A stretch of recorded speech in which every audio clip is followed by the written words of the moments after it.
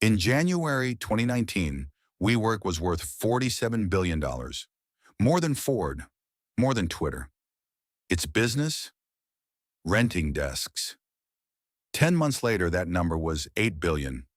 4 years later, bankruptcy.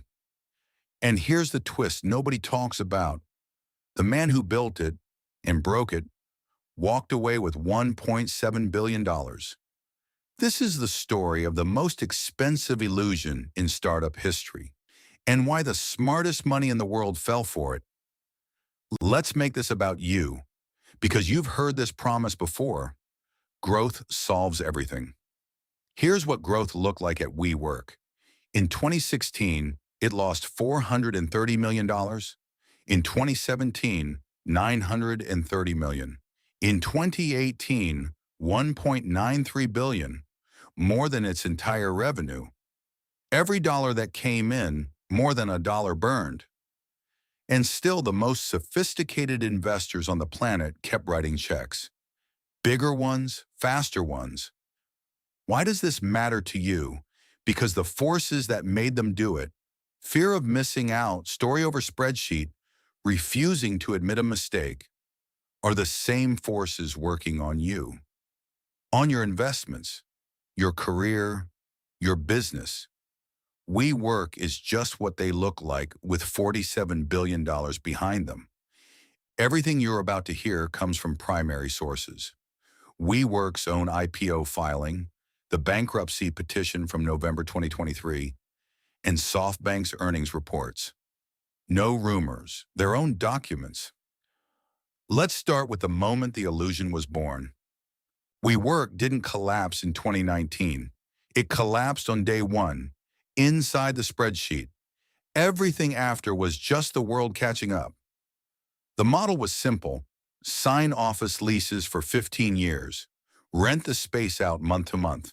That's it. That's the business. Now here's the problem. Your costs are locked in for 15 years. Your customers can leave in 30 days.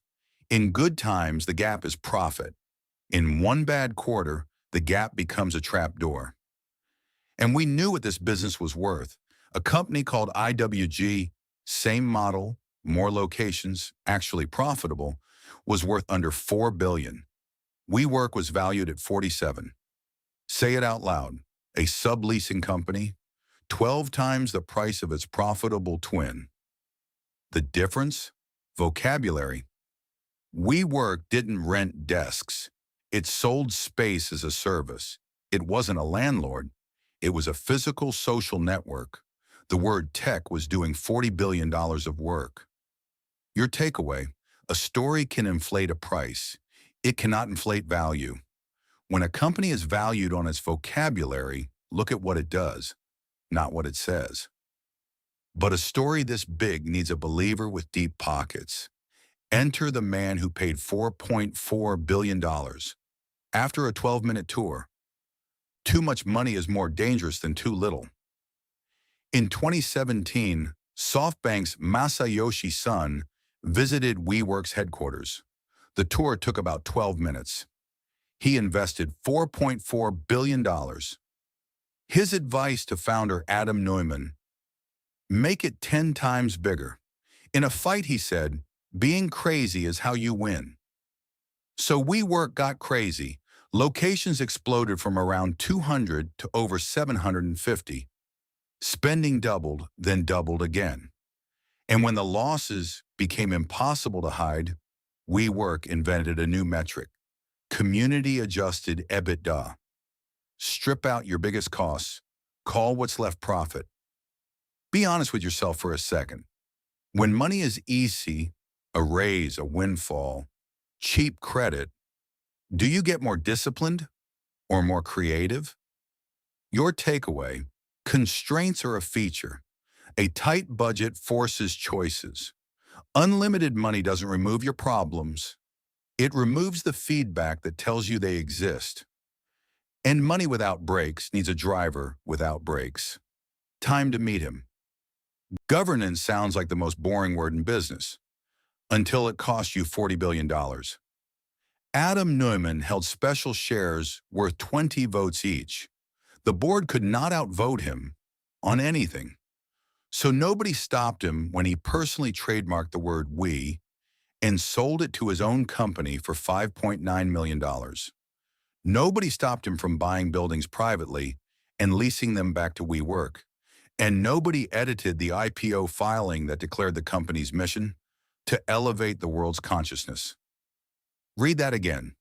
He sold his own company, the word "we," for $5.9 million. And the board approved it. The investors knew all of this.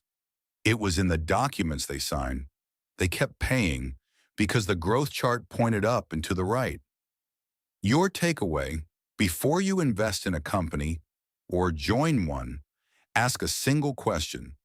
Who can tell the boss no? If the answer is nobody, that's not a red flag. That's the whole flag. For 9 years, none of this was public. Then in August 2019, WeWork had to write it all down in one document. WeWork wasn't killed by a competitor, a crash, or a scandal. It was killed by its own filing. August 14, 2019, WeWork publishes its S1, the document every company must file before going public. For the first time, everything was in one place. The losses, the self-dealing, the 20-to-1 votes, the consciousness. Public market investors were the first audience with no incentive to believe, and they didn't. In 6 weeks, the valuation fell from $47 billion to under 15. On September 30th, the IPO was withdrawn. Neumann was pushed out with an exit package worth $1.7 billion. Weeks later, 2,400 employees were laid off. The man who drove the company into the ground got $1.7 billion to leave. The employees got severance. SoftBank spent another $9.5 billion just to keep the body breathing. It went public quietly in 2021 at $9 billion. And on November 6, 2023, WeWork filed for bankruptcy, $18.65 billion in debts against $15 billion in assets. SoftBank's total loss, over $14 billion. Your takeaway: a private valuation is an opinion. A public market is a test. Never confuse a high price agreed in private with proof that something works. Back to that number from the start, $47 billion for renting desks. Now you know the recipe: a story instead of a spreadsheet, money without discipline, a founder without checks, and a valuation that had never taken a test. 4 ingredients, none of them technical, all of them human. So here's your one action for today. Next time you hear a company described by its mission instead of its math, ask one question: what do they actually sell? And does each sale make money or lose it? That single question would have saved SoftBank $14 billion. Every week on this channel, I break down one company that had everything and lost it, or had nothing and won. Next week, the bank that died in 48 hours, the fastest collapse in banking history. If you don't want to miss it, you know what the button does. See you then.